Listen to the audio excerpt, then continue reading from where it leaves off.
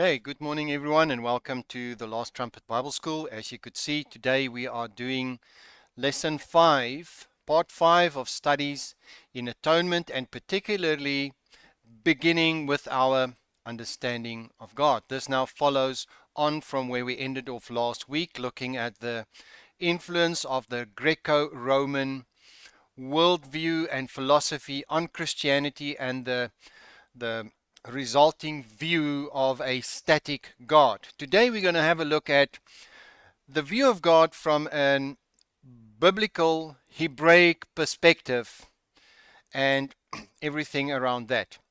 To begin with, first and foremost, why is this so important? I'm going to read to you from the history of Christian thought. We can see that our doctrine of God determines our understanding both of the doctrine of atonement and of the nature of Christian assurance. It all starts with how we think about God and how we understand God to be. If we do not recognize who God really is, we will never be able to understand what God does, because it's directly connected, of course, logically. Thus, we will never be able to know how to respond appropriately to God. If I misunderstand God, I misunderstand what He's doing, and I will have an inappropriate response. Atonement theologians seek to correlate various actions, which is now the different atonement theories. As we said, we're trying to correlate various actions of God, how He deals with Satan, what Jesus did for us on the cross, all of that with the known character of God. In other words, when they try and explain atonement, they're trying to also connect that to who God is. Thus, as a logical consequence, atonement theology hinges around the doctrine of God. Conflicts over the meaning of the cross are in fact conflicts about the very nature and character of God. Now you'll understand why it's so important for me to bring this into our study of the atonement. We have to start with God. What influences affected us to think wrongly about God, and we have to understand how, within context and background, when these texts of the Bible were written, how did that culture understand God? Because that is the correct way to understand and see God. So again, as a logical consequence, atonement theology hinges around the doctrine of God. Conflicts over the meaning of the cross are in fact conflicts about the very nature and character of God. That is why we're discussing it in mainly two groups. We have the Greco-Roman philosophical view of a static God, with philosophical terms ascribed to God, then trying to link certain scriptural text to it, which resulted in, for example, the doctrines of what we know as the tulip theories of Calvinism. On the other hand, we have the Hebraic view of God, which is filial, covenantal, and relational, and God is shown to be completely different than what the philosophical view seems to portray Him to be. And as a consequence, we have two almost diametrically opposed theories of what God does through the cross. It therefore becomes critical to investigate how our understanding of God is developed and influenced. The message we call the good news will ultimately take the shape of the God we serve. What do you portray as the good news? You come with the good news, but what is your good news? It's going to directly be linked to what you think of God and what you understand and who you understand God to be. One of the greatest forms of idol worship and a major offense to God is to have a wrong concept of Him and thus relate to Him inappropriately. And I think that is something quite heavy to consider. Again, reminding you of what we said previously, the misunderstanding of the attributes of God can profoundly shape and distort the interpretation of the atonement right? The Bible offers a consistent, multifaceted picture of God, and any misrepresentation or misinterpretation of God's nature and attribute can lead to theological error. I can't overemphasize the importance of understanding the attributes correctly. So Christ's vicarious humanity, sacrificial death, resurrection, ascension, high priesthood, and second coming are efficacious with respects to atonement because all are grounded in the person of the Son of God became human for us. He is the ultimate revelation of God. So what are we saying? In order to understand God correctly and to have that final plumb line of who God is, we have to look at Christ. We see God progressively revealing himself throughout the scriptures. He is a person and self-revelatory. And then he spoke to us in many ways, in many forms in the past, but in these last days he spoke to us through the Son. And we need to therefore consider carefully who God expresses himself to be through the Son before we can come to conclusions about what God does through the work of the cross. Further, in the light of that statement, we cannot isolate, therefore, just the death of Christ as the total work of atonement. Atonement entails the totality of creation and redemption. In other words, it's all encompassing. It's not just paying a sort of a debt. That is what certain theories have done. It's honed in on a judicial theory of God, and that's all that it is. It doesn't speak to the totality of creation. The totality of the person in the work of Christ. In other words, it's his birth, his life, his ministry, his death, his resurrection, and his ascension.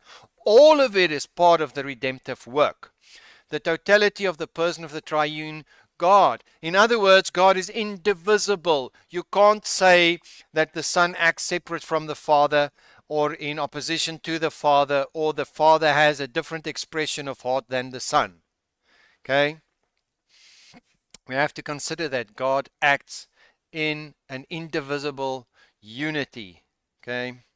The totality of the history of Christ, the totality of many biblical and theological motives, the totality of participation as the divine participation in the Son in humanity, and the human participation of the believer in the Son by the Spirit. So we need to see it as it is, not as we choose to see it. And the danger here is that when we have a preconceived idea of God based on philosophical arguments around God, we necessarily are going to come to conclusions that will reduce the work of the cross or misinterpret it completely, and we don't have a view of the totality of the work. Now, as I said before, this cultural influence around the understanding of God is critical because of an understanding of the development of certain doctrines, if it comes from a particular background, and particularly referring to the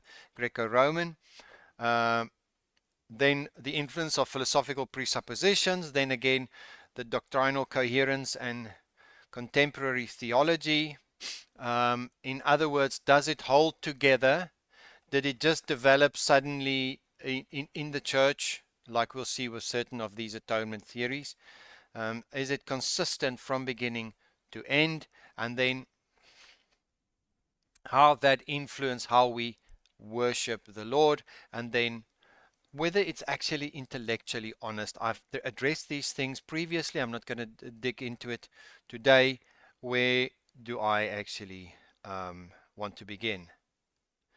So we want to look today at how Hebrews from the Bible, not the modern day Hebrews, from the Bible, understood God. How did they get to know him? Let's begin. And this is so important. The biblical Hebrews came to know God primarily through experience and revelation, rather than through pre-existing philosophical or theological constructs. What we have today is we have a book, we have a Bible. And applying philosophy to the book, we first come up with a construct, and then we extract from the book that will fit into the construct. The Hebrews of old didn't walk with a Bible under the arm out of Egypt. They had nothing. So how did they get to know God? God being a person, being personally involved, is self-revelatory, and he revealed himself to the people, and particularly as he took them through things, he revealed something of himself through the circumstances, and they got to know an aspect of God. They didn't have any preconceived idea of how he is and who he is. We come with hindsight and philosophy. They came with nothing and the experience of God and the revelation of God in their circumstances. It's a big difference. The one is subject to argument, the other one is not. Okay? Unlike other ancient cultures which created gods based on nature or human needs, Israel encountered God first and then sought to understand him based on those experiences. We are going to have a look at that this morning on some of the names, some of the things they ascribed to God. Now, it's very important to understand that whenever we see the so-called Hebrew names of God, they are literally not names, but descriptions of an attribute or characteristic of God. Okay? And that's what we're saying here. Since the Hebrew did not develop a systematic theology before encountering God, their understanding was always experiential, meaning rooted in real life encounters, not speculation. It was revealed based on God's initiative, not human reasoning. Can you see the big difference, folks? It is so important. I mean, I wish I could overemphasize this to everybody listening to this message. It's so contrary to how we work. We have constructs first. Most people I know actually don't walk with the Lord. They have constructs, they have ideas, they are well trained in theological cemeteries actually, but that's what they have. It's an intellectual construct. There's no practical walk with God from day to day. Okay, so they had things revealed to them. And then it's progressive also, deepened over generations through history and prophecy. So God chose to reveal himself through those circumstances, through men inspired by the Spirit to speak for him. In our modern culture, names identify a person, place, or thing. However, in the ancient Hebrew culture, a name had symbolic and often prophetic significance. When God revealed his names and titles to the world through the Hebrew people, he was showing us a dimension of who he is, his character, his purpose, and his will. Can you see it's so different from what we have? We in the West study. We come up with a field we call the study of the attributes. Theology proper, okay, meaning the character and nature of God.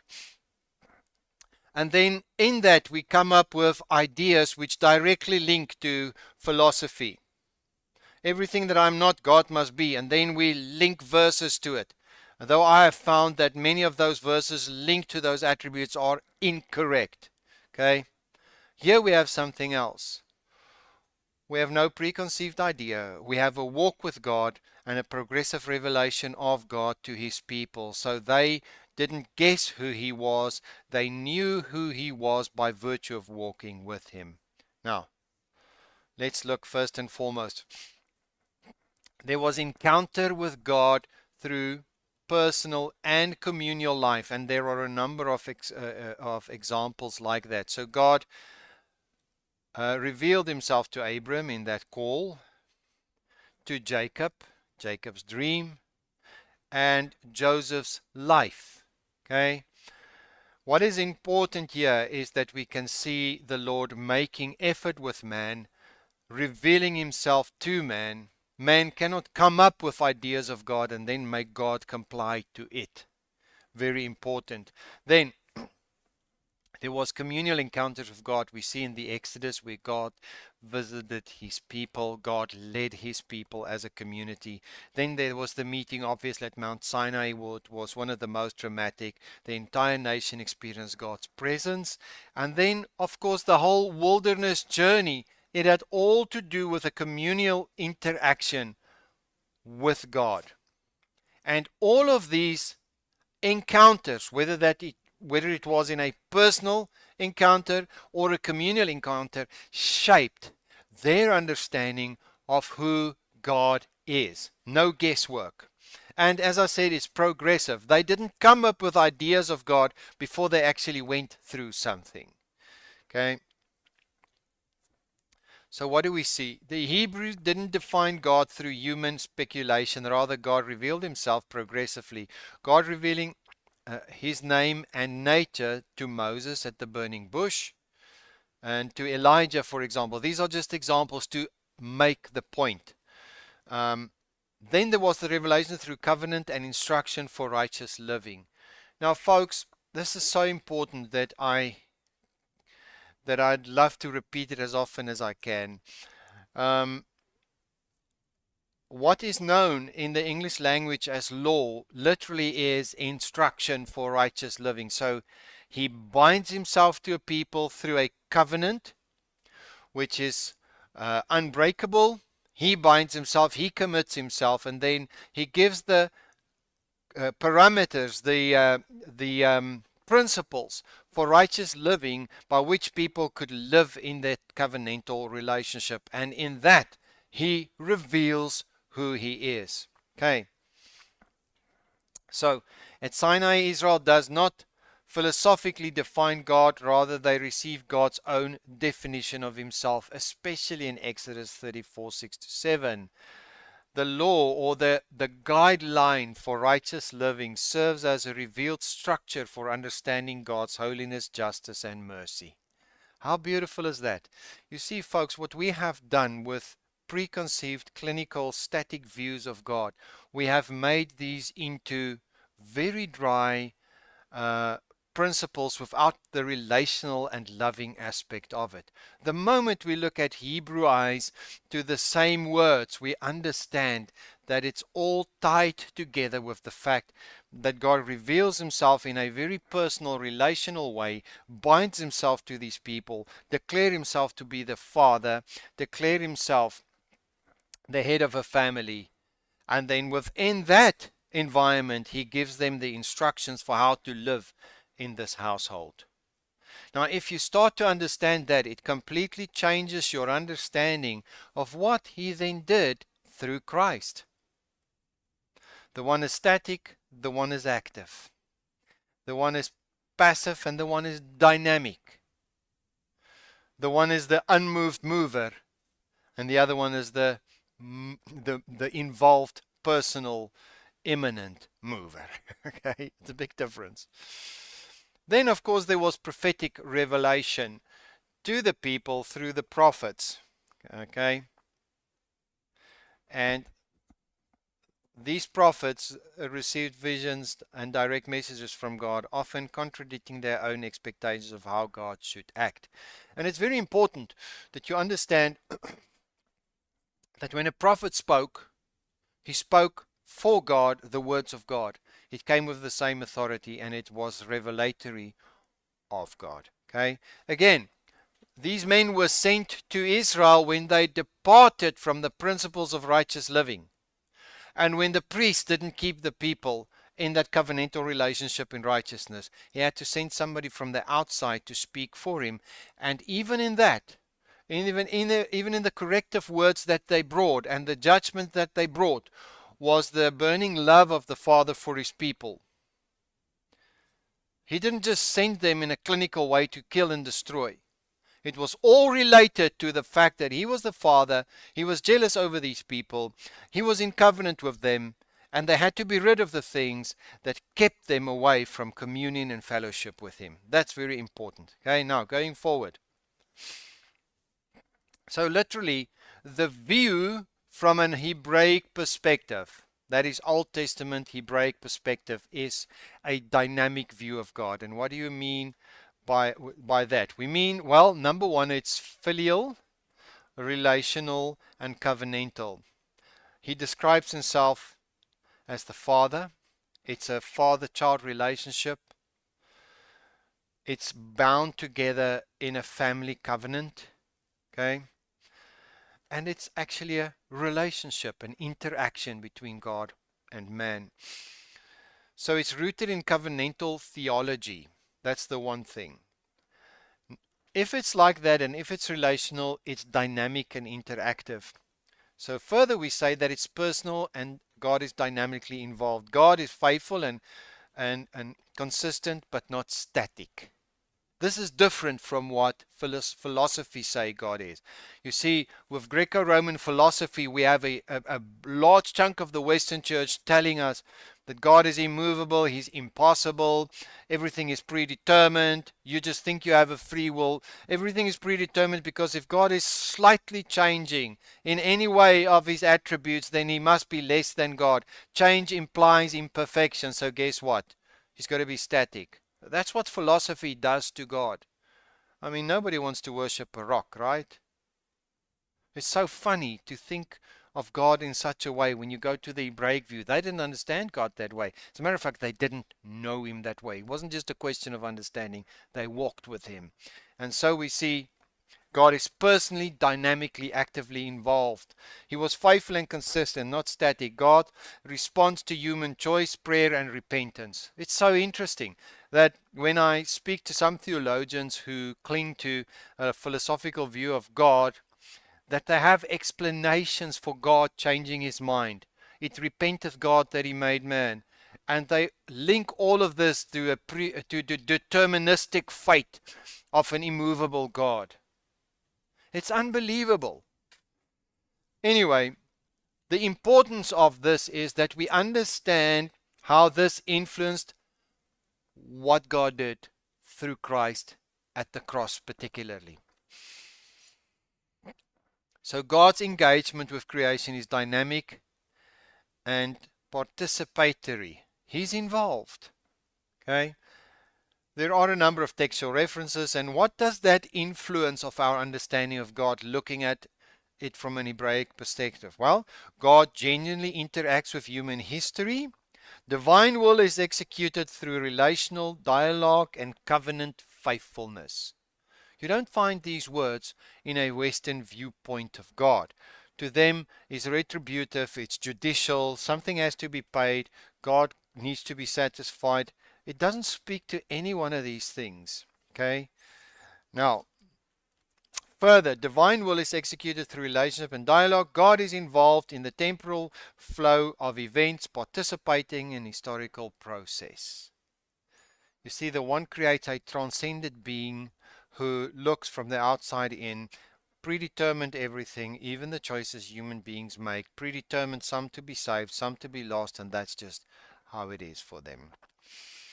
Now, let's look at God's personal involvement from an Hebraic perspective. So we said his personal and interactive emphasizes God's emotional engagement with creation and his people. Divine emotions are portrayed in relational and covenantal context. Again, it's not just an anthropomorphism, because this is what philosophers and certain theologians will tell you. It's just an anthropomorphism for you to try and understand what God is trying to communicate. Okay? God experiences and expresses emotions like joy, grief, anger, and love. Well, if we made in his image, I guess that would be logical, right? These emotions are genuine responses to human actions and situations. God's emotions are dynamic but consistent with his holy character. Now, on the other hand, when we look at the philosophical view of God in the Greco-Roman view, these things are all swiped under the carpet as anthropomorphisms. It's just expressions so that we as humans can understand, but there's really no real involvement and emotion included here. You see how that is going to impact what we think of the acts of God through Christ and the work of atonement? When we look at it from a Hebraic perspective, we see covenant faithfulness, we see fatherly love, we see genuine concern, and we actually believe the Bible says God so loved the world that he sent his only son. Not God was so angry at the world that he sent his only son. God loved the world because he's a father longing to restore creation back to himself, and more importantly, humankind. Okay? Now, This understanding of God from an Hebraic perspective means God is relationally invested in human experience. Divine compassion and love are expressed emotionally and personally. And God's actions are motivated by genuine emotional engagement. And for some, it's almost blasphemous to say God feels. God is emotional about us. Well, if he says in the book of Genesis, let us make man in our image and our likeness, what does that mean? Does he make us with emotion and ability to love, but he himself is not that way? Or is this at the heart of relationship? And if relationship is the central theme, then we need to look at what we understand of the work of the cross. Now, to make a point here, he reveals himself now through circumstances and through the names. And now let's look at it as far as relationship with his people is concerned. Jehovah Jireh, actually. The Lord will provide. So we know, of course, the sacrifice of Isaac. That's what happened there. The Lord intervenes, and it's not just the Lord will provide, but the Lord will provide for himself the lamb. That's what it means. The Lord will provide the way of reconciliation. It's not something man can do. Okay? So it speaks of that provision for restitution. Okay? Then we see another name in relationship, and what I'm trying to show you now, so it is relational. He's involved. He then we hear the name Yod Hei Vav, Jehovah Rofeka, the Lord who heals. Okay, is that personal? The Lord my banner, Jehovah Nissi.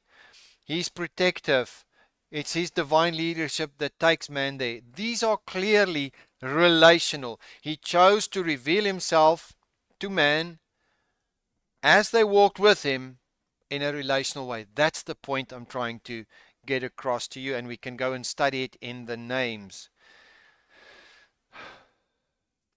Jehovah Shalom, the Lord is my peace, the peace, wholeness, and completeness. They are clearly relational. Then, I'm not going to go through all the names. Please have a look at the notes and you'll understand what the message really is. All these names or attributes revealed are in relationship, personal involvement, emotional involvement, covenant, and connection to the people. If that's true, then the action on the cross must be for the restoration of relationship, for the reconciliation of father to child, for the cleansing away of the impurity that keeps his children in shame, for the restoration of image, and the forgiveness of sin. Now, the one thing that we do understand from the Lord, that it, contrary to what is believed by philosophy, is the diverse attributes of the Lord. In various situations, man meet, or the Hebrew met with diverse attributes and relational complexity. Okay? So what we are saying is that God is clearly personal and self-revelatory, and God is consistently faithful but reveals himself through a spectrum of attributes.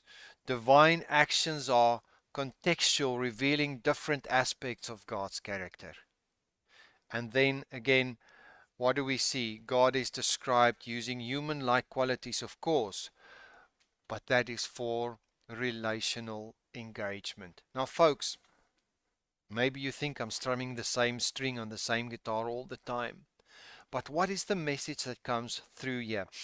Whatever God chose to reveal himself, in whatever circumstance God chose to reveal himself, it's always covenantal, relational, and filial. Okay?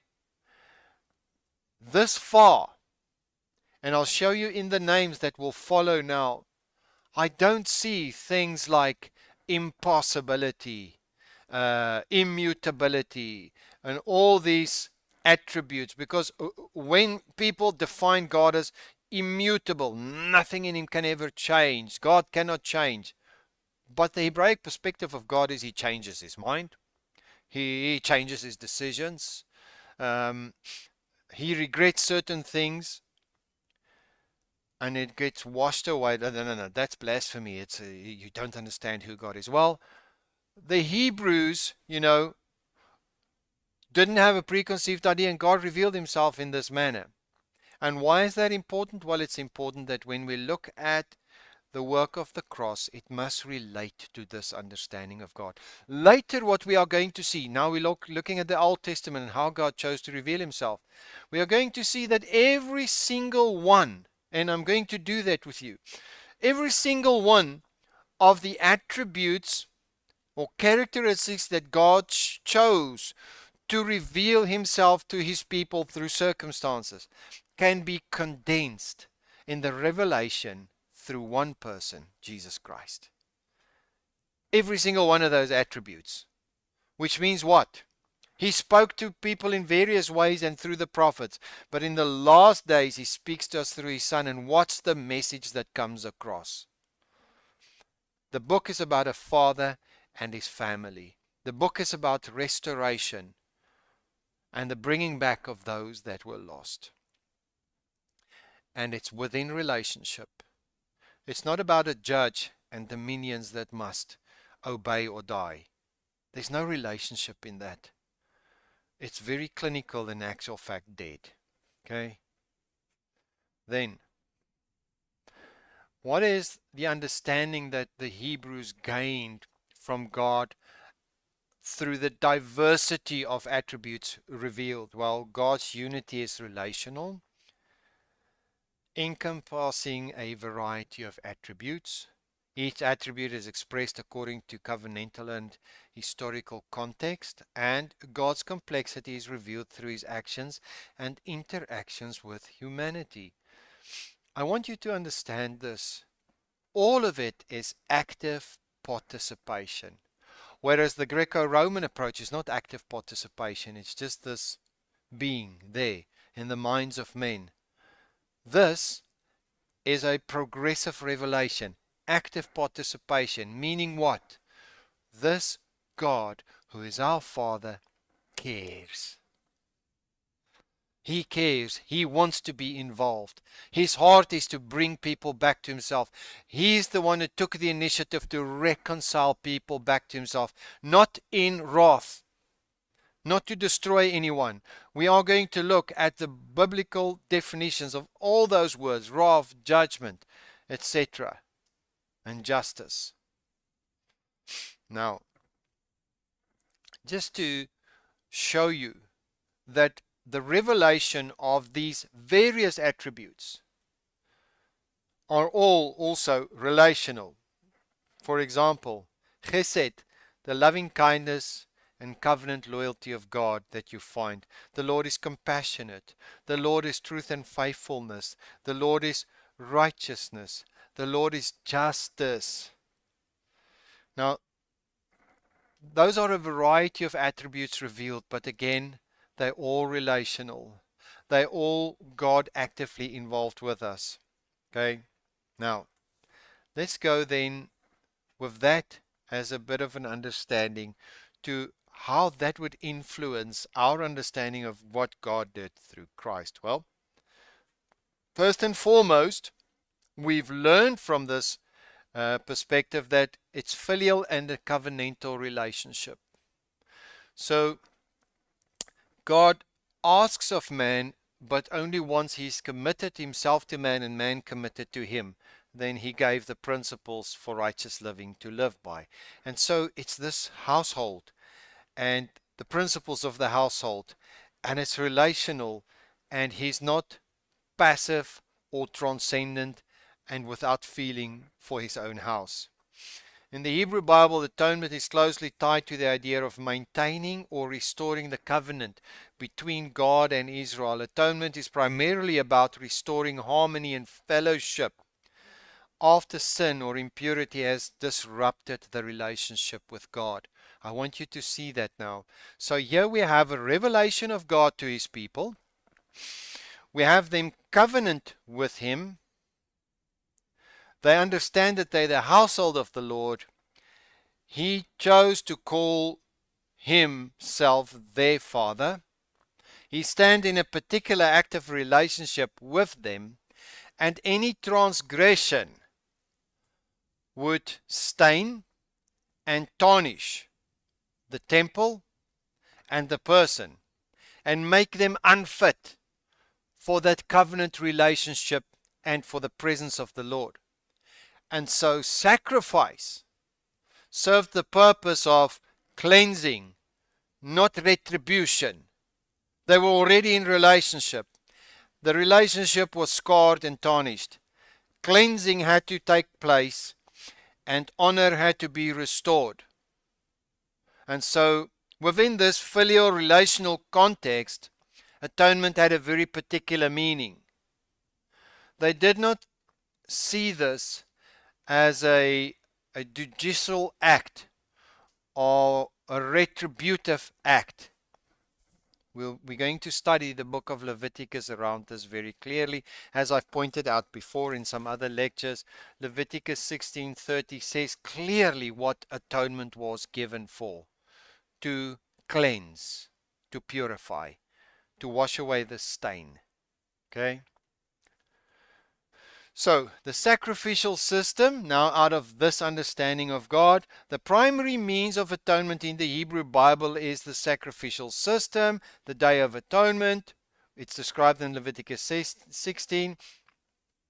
Of course, the key event was the blood that the high priest took into the most holy place. And then we see this is an act of cleansing. Cleansing. Okay, where the animal blood cleanses any impurity that defiles the worshipper and tarnishes the covenant relationship. Folks, I mean, how long will it take us to understand this? Then, within that community, there was a focus on ritual purity. Let me explain. Atonement is associated with ritual purity, especially in the terms of dealing with contamination of sin and impurity that have made a person or a community unclean. We are going to dig into it, as I promised, in the study on the book of Leviticus and the sacrificial system.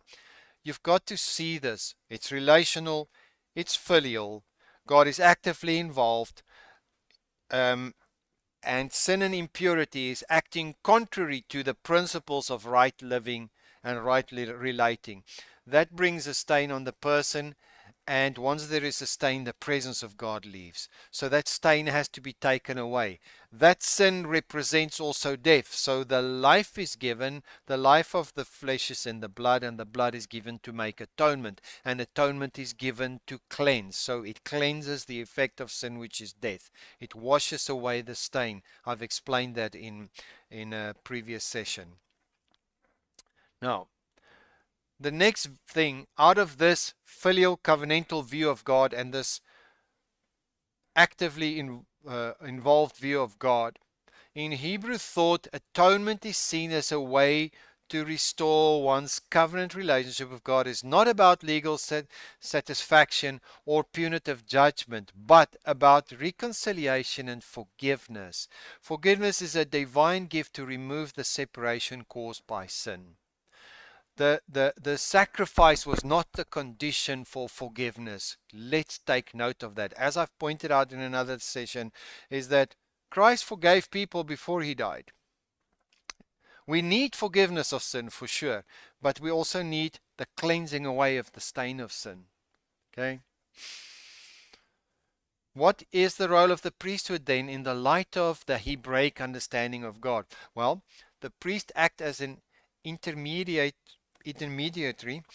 offering sacrifices and prayers on behalf of the people to restore their relationship with God. He's an intermediary, So he stands between the people and God, and his whole role was reconciliation. Can you see where we're going with Christ? It's again a family. It's again a father and a family. This time his love extends to the whole world, and we need a new high priest for the purpose of reconciliation. They didn't view the priest as somebody who's going to, they cringe and go, that he's going to go in and he will face the brunt of the wrath of God.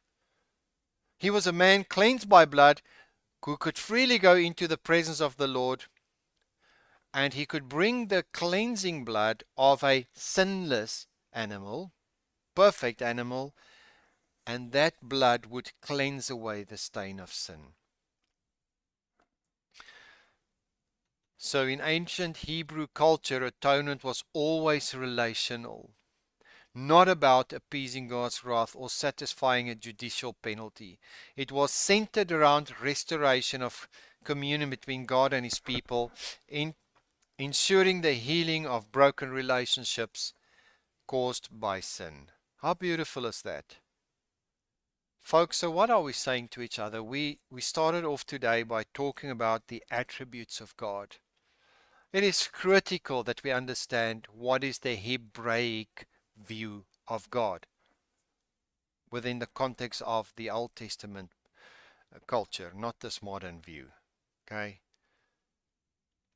Further, in the Hebrew Bible, the relationship between God and Israel is framed through covenant. The covenant is not a legal contract, but a family bond. That's important. That entails love, loyalty, and mutual responsibility. Completely different, isn't it? It's a family bond. It's love. And now we'll understand why the Bible tells us God so loved the world. The Bible begins with explaining the story of the head of a household. Hebrews reiterates that faithfulness over the house of God, and then the son is faithful over his father's house, which is all that believe. Okay, then. So sin is a breach of that covenantal relationship, and fellowship had to be restored. Atonement as reconciliation. The word atonement or kippur in the Hebrew means to cover, to purge, or to reconcile. That's where the English translation came from, at one mint, to make one again. And somehow we have made it at appeasement. The whole relational thing is removed. It speaks of healing a rift in a relationship, not satisfying a penalty. In the Day of Atonement, the high priest offered sacrifice to reconcile God and his people so that Israel could be cleansed and restored. The tabernacle and temple as a relational space. What did they go do there? How beautiful is that? The tabernacle, later the temple, was understood to be the place where God's presence would dwell among his people. Atonement allowed Israel to enter God's presence once more, signifying restoration to intimacy and fellowship with God. They went there to meet with the Lord. Now, folks, you know what? What I'm trying to show you by the repetition is just different angles to make the same point. The Hebrews looked at God differently. They were actually close to him. They were in relationship with him. They were a family together. They were governed by his principles. They stood in a covenant. He committed himself to them. He revealed himself to them. And within that framework, whatever tarnished that relationship had to be set right. Okay? And therefore the sacrifices were given. In certain instances, certain transgressions were so grievous that no sacrifice could be brought. That should make you think. Okay? But whatever tarnished that relationship had to be cleansed away. People had to turn away from it, and that defilement had to be cleansed, the blood cleansed, so that God's presence could be there, so that they could enjoy fellowship. Okay? Completely different than how people think about God in the West. Now, let's just emphasize this concept of sacrifice. How did they view that in the light of who they understood God is? The sacrifice were meant to symbolize repentance, remorse, and the desire for reconciliation. Okay? The scapegoat in Yom Kippur ritual, one goat was sacrificed to cleanse the sins of the people, while the other was sent in the wilderness to carry away sin. Can you see the message there? It's to carry away uncleanness. Why? Because when it's away, God's presence can be there and fellowship is restored. It spoke of the removal of guilt and the restoration of relationship. So blood was a symbol of life, as I've pointed out. Okay? The purpose of the sacrifice was to renew the relationship and for life to expel death. It's completely different than what we think. Okay? And then I want to look at Jesus now as the fulfillment of that in the light of how they understood God. And I'm not saying this is a comprehensive study on the Hebraic understanding of God.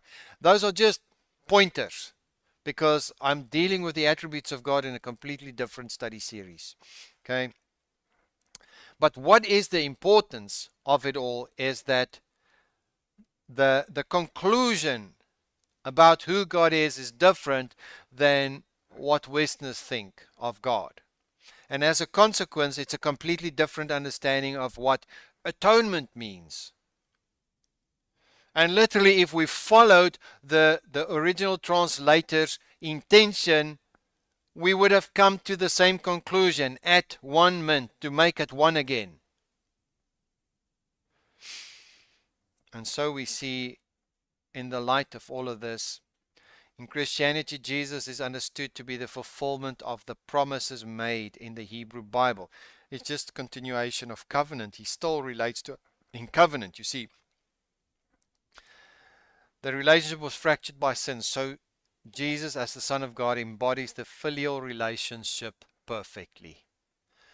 What are we supposed to see? God so loved the world. If you've seen me, you've seen the Father. So now we consider all of Christ in the work of reconciliation. He comes to express to us the heart of the Father. Not once have I seen him express the wrath of the Father. He came to express something, and we need to take a closer look. I've never seen a sermon in the New Testament, in the Gospels, preached by Christ about the fact that he came to appease the wrath of the Father. If it's not there, it's not there.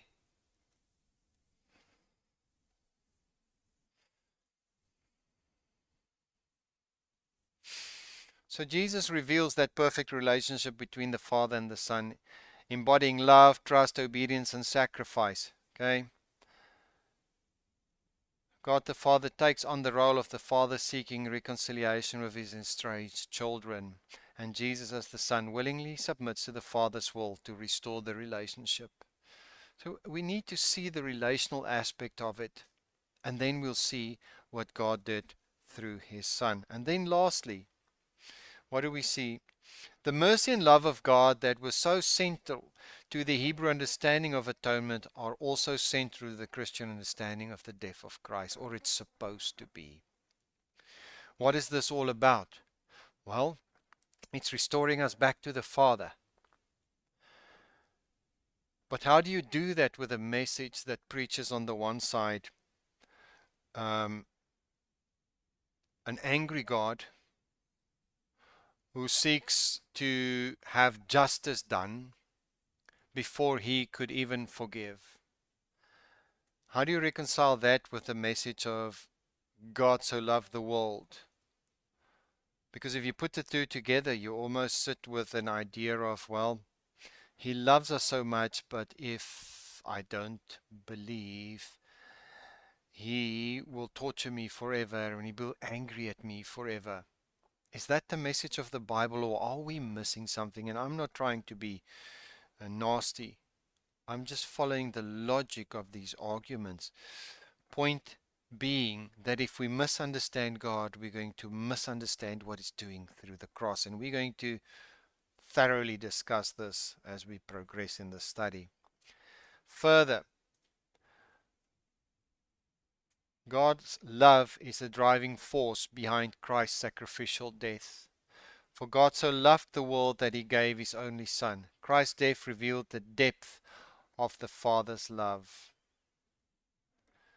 And I think we need to understand that if wrath was the driving force and justice the driving force behind the coming of Christ into this world, where does the Bible state that?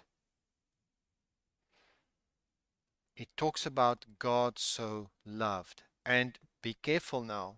We're not talking about this liberal Christianity, because some falsely will accuse us of saying that. That's nobody's saying that. But it's very difficult for a person who is legalistic with a Greco-Roman view of God to understand that love and love for God and the love of God in your heart is enough to walk in perfect righteousness. Okay? And so we see that this cannot be written out of the Bible. We have to look at the Son and look at how the Father chose to reveal himself through the Son. The Son is not an expression contrary to who the Father is, and that the driving motive was not wrath but love. Okay?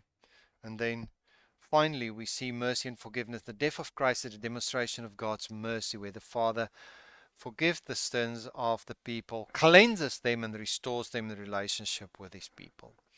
So folks, what are we saying to each other?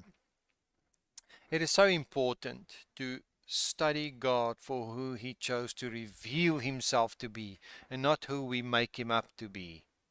There is a vast difference between the Greco-Roman view of God, which is a philosophical view of God, and the revelation of God to his own people, the Hebrews, and then the revelation of God to those who want to look at it through Christ. When we want to consider atonement, we have to consider who God is. Christ's action, Christ's message, cannot be contrary to that of the Father. And Christ's death, therefore, must be in line with his actions, message, and the heart of the Father. It cannot be something else.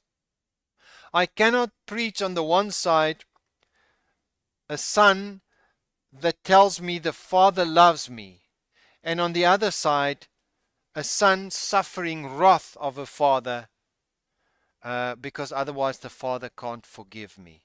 It makes forgiveness subject to a penalty first being paid, and then it ceases to be forgiveness. Okay? What happened at that cross? That's what we are after. Nobody is doubting the death of Christ as a vicarious death for all men. But what does it mean? Do we understand it correctly? And that's what I want to challenge your thinking with.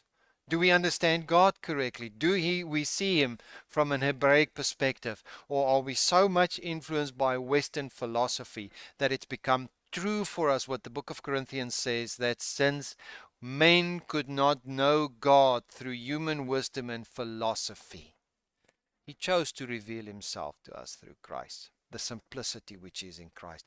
And I think that's where the problem lies for us. We stumble over our own cleverness, and we don't look at the word for what it truly is. I want to encourage you with these few words to go and search. There are many resources on the internet and on Kindle, the books. Go and search for books that give you an explanation of the attributes of God from a biblical Hebraic perspective. And what you'll discover, it's completely different from what we have been taught traditionally from a Western point of view. The Western point of view has reduced God to some sort of a systematic theology. And we have lost the covenantal, relational, and filial association of God with man, and therefore we miss what he's doing through his Son. Amen. Thank you.